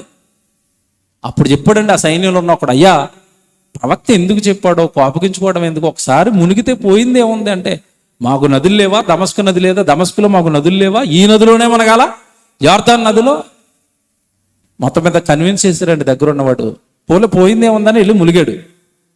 ములగగానే వాడి దేహం ఎలా మారిపోయింది తెలుసండి, పసిపిల్లల దేహంలో మారిపోయిందట. దేవుడు చూడండి ఎంత గొప్పగా చేశాడు అక్కడ. దీనికి ఉప్పొంగిపోయాడండి, కోపమంతా పోయింది. అమ్మో, ఎలీషా వెనకాల ఉన్న ఇశ్రాయేలు దేవుడే సర్వశక్తిమంతుడు, ఆ దేవుడు మాత్రమే దేవుడు అని వెంటనే పరుగున ఎలీషా దగ్గరికి వచ్చాడు. అయ్యా నేను తప్పు చేశాను, నన్ను క్షమించండి, నా పసి పిల్లల్లా నా దేహం మారిపోయింది, మీకు ఏదైనా కానుక ఇవ్వాలనుకుంటున్నాను. అప్పుడు ఎలీషా అంటున్నాడు, నువ్వొద్దు, నీ కానుకలు వద్దు, వచ్చిన దారిని వెనక్కలాగే నా దేవుడికి స్తోత్రాలు చెప్పుకుంటూ వెళ్ళిపో అన్నాడు. అంతే. డబ్బుకు పడతారేటండి ప్రవక్తలు కదా వాళ్ళు, దైవ శక్తిని నమ్ముకుని బ్రతుకుతారు భూమి మీద. లోకాశలకు పడేవాళ్ళు కాదు, లోకంలో వేసే ముష్టిని ఆశించేవాళ్ళు కాదు. సైన్యం అయితే, సైన్యాధిపతి అయితే, నీ డబ్బు అయితే, నా దేవుడు ముందు, నా దేవుడి శక్తి ముందు ఎంత పో, దేవుడికి స్తోత్రాలు చెప్పుకుని వెనక్కి పో అన్నాడు. బాధతో వెళ్ళిపోతున్నాడండి. ఇదంతా ఒకడు చూస్తున్నాడు. ఎవరు? మన విలన్ వచ్చాడు ఇప్పుడు.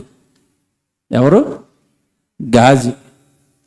చూసాడు, మా అయ్యగారికి అసలు బ్రతకటం తెలీదు. ప్రవక్తలు అనేసరికి ఏమో పెద్ద పెద్ద మేడల్లోనూ మిద్దుల్లోనూ ఉంటారండి, పాకల్లో ఉంటుంది వాళ్ళ జీవితం. లోకాన్ని ఆశించక, లోకానికి దూరంగా సింప్లిసిటీగా బ్రతుకుతూ ఉంటారు. ఈ పాకల్లో పెట్టాడు, తెల్లవారితే తినడానికి తిండి లేదు, ఇక్కడ అంతా పెద్ద శిష్యులు, ఇందో పెద్ద సేవ. వాడిగా వచ్చి బంగారం ఇస్తాను, వెండి ఇస్తాను, బట్టలు పొరుగునెళ్ళి అక్కడ వద్దన్నారు కానీ మా గురువుగారు తర్వాత నన్ను తెమ్మని పంపించారని అబద్ధం ఆడాడు.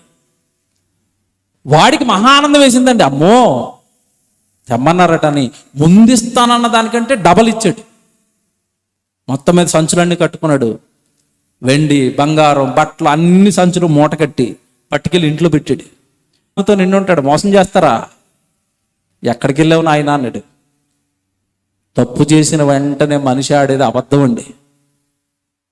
మీ పిల్లలు సినిమాకి వెళ్ళి వస్తారు, ఎక్కడికి వెళ్ళి వచ్చావు నాయన అంటే ఏం చెప్తాడు? క్లాసుకి వెళ్ళండి డాడీ, కంబైన్డ్ స్టడీ చేస్తాను అంటాడు. తప్పు చేసిన వెంటనే మనిషి నోట్లోంచి వచ్చేది ఏంటో తెలుసండి? అబద్ధం వస్తుంది ముందు. ఎలీషా ముందు నిలబడి ఎక్కడికి వెళ్ళావు నాయన అంటే గెహాజీ అంటున్నాడు, నేను ఎక్కడికి వెళ్ళలేదు ప్రభువా. ఇదేంటిది? అర్థమైపోయింది. ఇప్పుడు చదవాలి మీరు అక్కడ రాయబడిన భాగం, 5వ అధ్యాయం 2వ రాజులు 25 నుంచి జాగ్రత్త చదవండి. రాజులు 2వ గ్రంథం 5వ అధ్యాయము 25 చాలా జాగ్రత్తగా చదవాలి, నెమ్మదిగా అక్కడ వేలు పెట్టి చూసుకోండి. ఏమంటున్నాడు దేవుడు? అతడు లోపలికి పోయి తన యజమానుని ముందర నిలువగా. అబద్ధం అంటే ఏదో చిన్న పాపం అని, వ్యభిచారం అంటే పెద్ద పాపం అనుకుంటున్నారు. మీకు ఒక సంగతి తెలుసో లేదో, పాపంలో చిన్నది పెద్దది స్కేల్ వేయడు దేవుడు. నువ్వు వ్యభిచారం చేసినోడు ఎంత పాపో, అబద్ధం ఆడినోడు కూడా అంతే పాపి. వ్యభిచారం చేసినందుకు నరకంలో వాడిని వేస్తాడు, అబద్ధం ఆడినందుకు మనల్ని కూడా. దేవుడి దగ్గర చిన్న పెద్ద పాపాలు ఏమీ లేవు, అన్ని కూడా పాపం అంతే. అబద్ధం కూడా పాపమా? పాపం. అబద్ధికులను అంటాడు ప్రకటన గ్రంథం 22 అధ్యాయంలో. నరకానికి వెళ్ళిపోయే వాళ్ళు ఎవరంటే పిరికివారు, అవిశ్వాసులు. నెక్స్ట్ అక్కడ ఏముంటుంది తెలుసా? అబద్ధికులు. అబద్ధం ఆడేవాళ్ళు కూడా దేవుడికి పాపాత్ములే. వీడు చేసిన మొదటి పాపం ఇది, అబద్ధం. నేను ఎక్కడికి వెళ్ళలేదండి. చూడండి తర్వాత చూడండి అక్కడ జాగ్రత్తగా, నేను ఎక్కడికి వెళ్ళలేదు, నా మనసు నీతో కూడా రాలేదా. ఇక్కడి నుంచి జాగ్రత్త చదవండి. ద్రవ్యమును, వస్త్రములను, ఒలీవ చెట్ల తోటలను, ద్రాక్ష తోటలను, గొర్రెలను, ఎడ్లను, దాసదాసీలను సంపాదించుకొనుటకు ఇది సమయమా? ఇది సంపాదించుకునే సమయమా? దేవుడి సేవ చేసే సమయమా? ఏం చేయాలి గేహాజీ? ఏం చేసావు? ఎడ్లను, దాసదాసీలను, ద్రాక్ష తోటలను, మీకు అర్థం అవ్వాలంటే పొలాలను, ఇల్లులను, కారులను, బంగారములను, వడ్డానములను చేయించుకునే సమయమా? ఉన్నది దేవుడికి ఇచ్చి సేవ చేసి పరలోకానికి వెళ్ళిపోయే సమయమా? ఏ సమయం ఇది? మీకు ఇప్పుడు అర్థమైందా? ఇప్పుడు మాట్లాడుతాను. సంపాదించుకొనుటకు ఇది సమయమా అని గెహాజీతో అన్నాడు అంటే, మీరు ఆ గెహాజీని ఇందాక ఏమన్నారు? మీరు మంచోడు అన్నారా, చెడ్డోడు అన్నారా? చెడ్డోడు అన్నారు కదా. సంపాదించుకో అన్నవాడు చెడ్డోడైతే, ఇప్పుడు దేవుడి సేవను, దేవుడి సన్నిధిని సైతం విడిచిపెట్టి సంపాదిస్తున్నావు, నువ్వు మంచోడు ఇప్పుడు? గెహాజీ బ్యాచేనా? అందుకే అడిగాను 2 సార్లు ఆలోచించి చెప్పండి అని. ఆదివారం గుడికి ఎందుకు రావట్లేదంటే పని అంటున్నావు కదా, నువ్వు గెహాజీ కాదా? సువార్తకు రండి, ప్రార్థన గుడికి రండి, ఉపవాసానికి రండి అంటే ఏవో కారణాలు చెప్తున్నావు కదా, నువ్వు గెహాజీ. నేను ఇంకెక్కడే ఉంటానంటే ఎవరండి మనల్ని బాగు చేసేది? మనం చిక్కుకోలేదా ఈ లోక పాశంలో? బాగా ఆలోచించండి. నేను చెప్తున్నది కరెక్ట్ కదా? కరెక్ట్గా అర్థమవుతున్నాయి మీకు అన్నీ. సంపాదించుకునే సమయమా, దేవుడి కోసం బ్రతికే సమయమా? మీరు బాగా ఆలోచించుకోండి. ఈ రాత్రి మన దేహం దేవుడికి ఇచ్చే సమయమా? ఈ లోకంలో ఏవో డబ్బు బంగారం సంపాదించుకొని అన్ని విడిచిపెట్టి వెళ్ళిపోయే సమయమా? ఏ సమయం ఇది?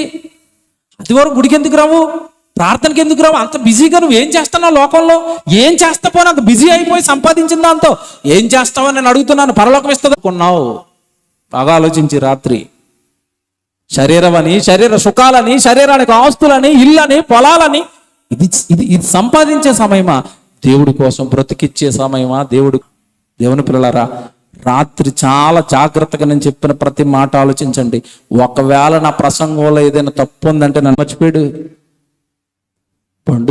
బంగారం తెచ్చుకున్నావు కదా, అతను కొన్న వెండి తెచ్చుకున్నావు కదా, అతను ఇచ్చిన మంచి విలువైన వస్త్రాలు తెచ్చుకున్నావు కదా, ఆడికి కుష్ఠుందరా తెచ్చుకోవటం మర్చిపోయావు.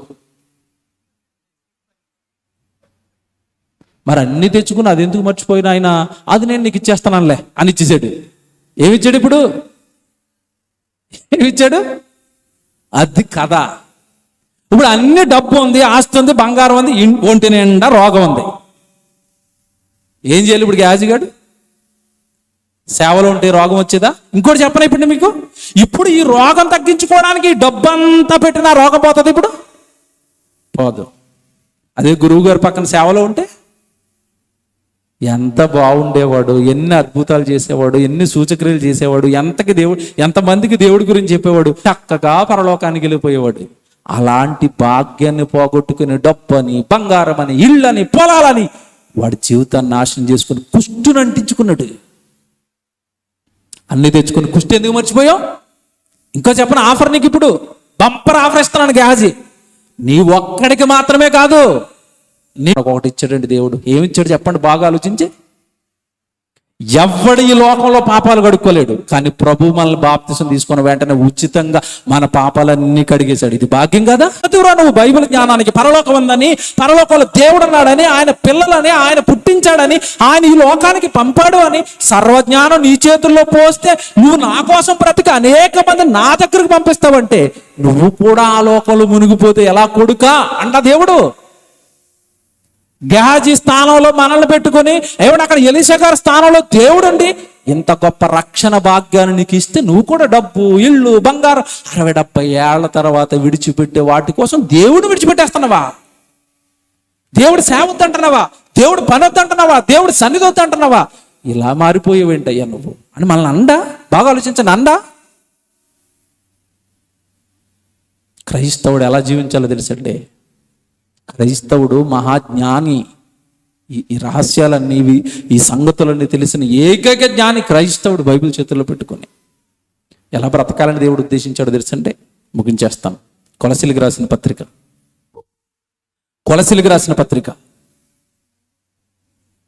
3వ అధ్యాయము 14వ వచనం చూడండి.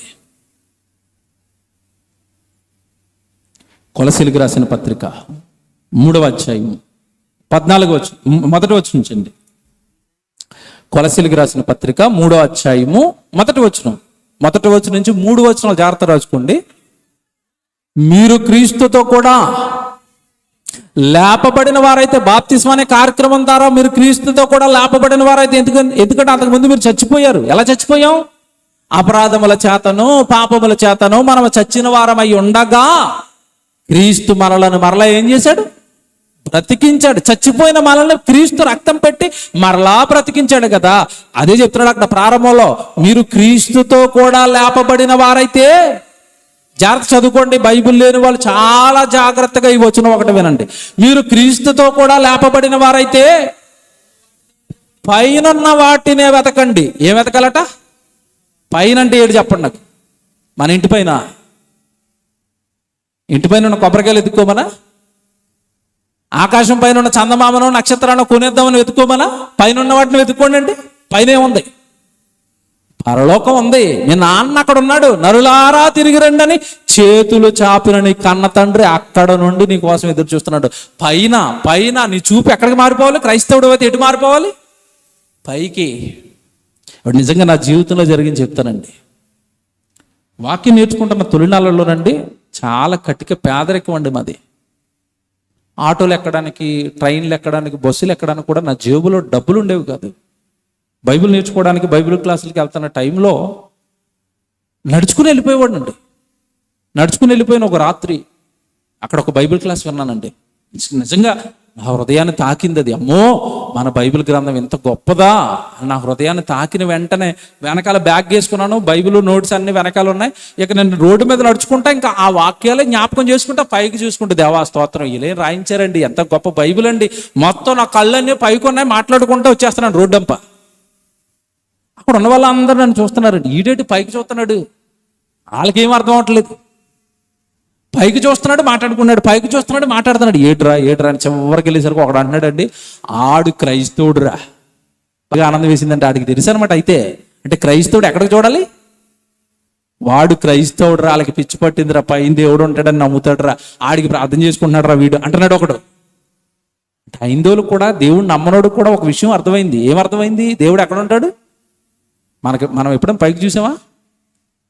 అబ్బే, కిందకే కాలు చూసుకోవటం, దేవా కాలు లాగేస్తుంది, కళ్ళన్నీ కిందకే. అగో ఆడు కారు కొనేసాడు, ఈడు ఇల్లు కొనేసాడు, నా శరీరం లావు అయిపోయింది, సన్నం అయిపోయింది, పక్కగా అయిపోయింది. ఏటండి బాబు? ఎదుర్కొన్న ఆవిడ పట్టుచీర కొనేసింది, వడ్డానం చేయించేసింది, 2 పేటలు తాడే చేసింది. ఏటి ఈ చూపులేటివి? ఇలా చూసి ఇరుక్కుపోయి చచ్చిపోయారు చాలా మంది. ఇప్పుడు ఒకరిని చూపించాను. ఎవరు? వాటినే మీరు వెతకండి. తర్వాత చూడండి అక్కడ ఏముందో, పైన వాటినే వెతకండి, అక్కడ క్రీస్తు దేవుని కుడి పార్శ్వమున చనిపోక తప్పదు. ఇస్కరియోతు యోధాకు అవకాశం ఇచ్చాడు అని అందరితో పాటు యేసుప్రభు, ఒరే సేవ చేయరా, నీకు దెయ్యాలు వెళ్ళగొట్టి అధికారం ఇస్తానరా, చక్కగా స్వస్థతలు సువార్తలు చేసి అధికారం ఇస్తానరా అంటే అధికారాన్ని పొందుకున్నాడు. సేవలో ఉన్నాడు. ఒక్కరోజు దెయ్యం పట్టేసింది వీడికి. ఏంటో దెయ్యం?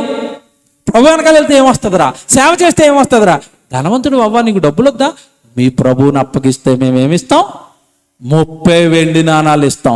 నిత్య జీవం పరలోకం రాన్న యేసు ప్రభు మాటలు 30 వెండి నాణాలు మూట చూడగానే మాయమైపోయింది. అయిపోయిందా?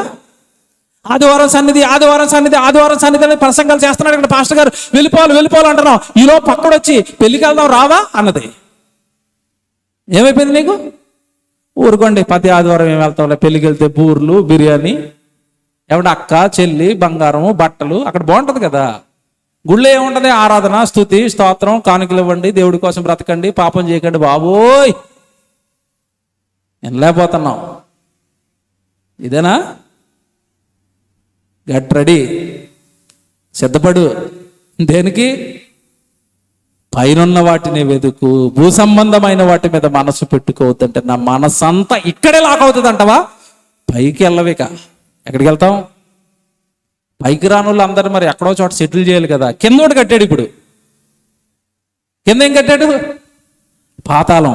అక్కడ నరకమున వారి పురుగు చావదు, అగ్ని అబ్బబ్బబ్బబ్బ. ఆరిపోని అగ్ని ఉంటుందా?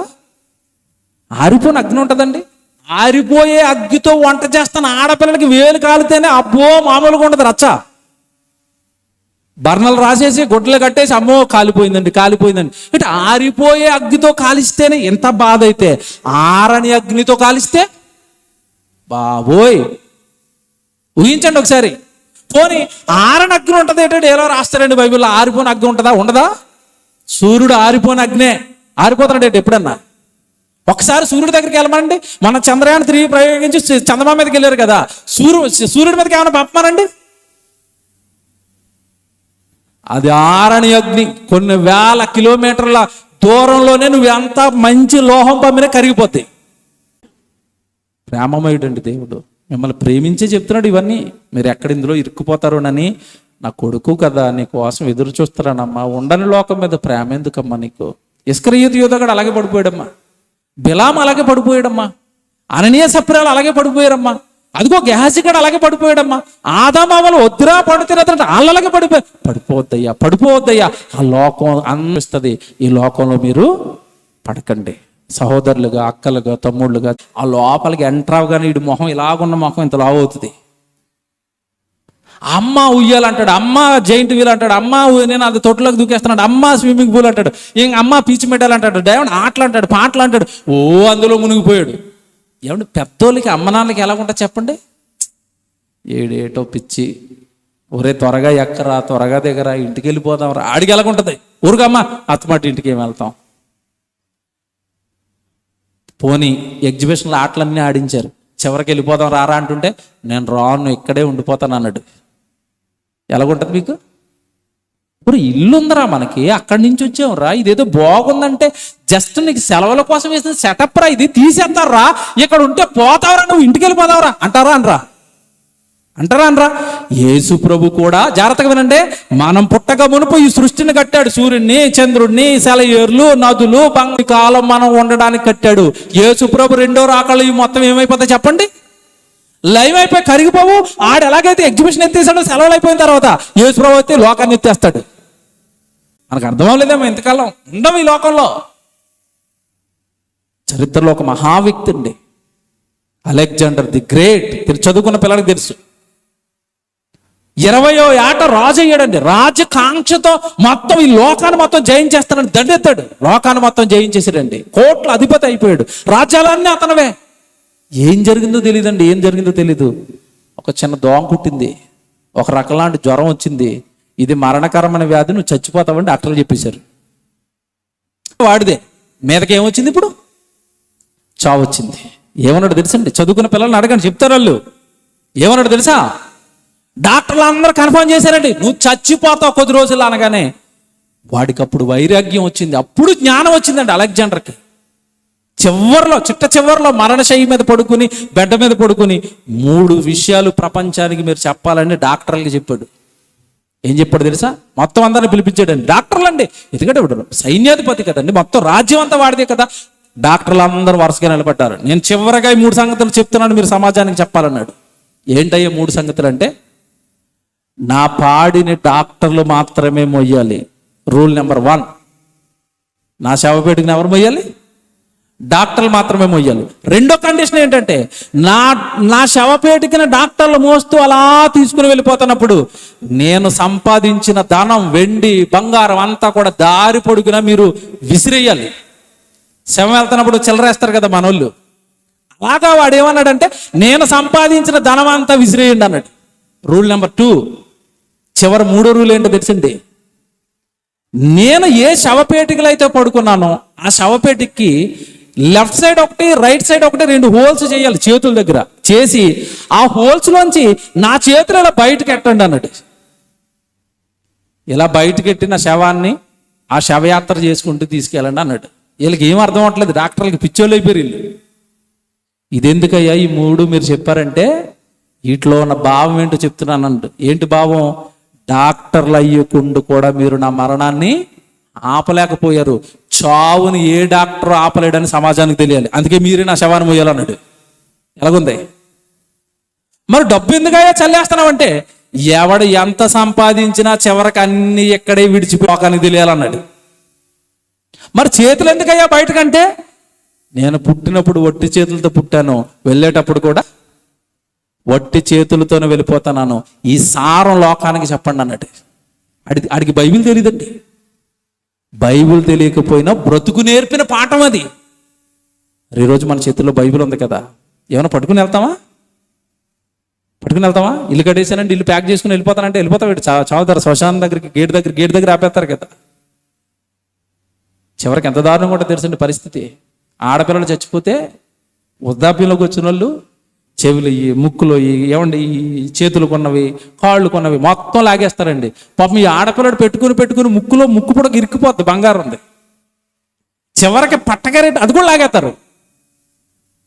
మొత్తం ఒలి చేసి పంపిస్తారు మనల్ని ఎక్కడికి?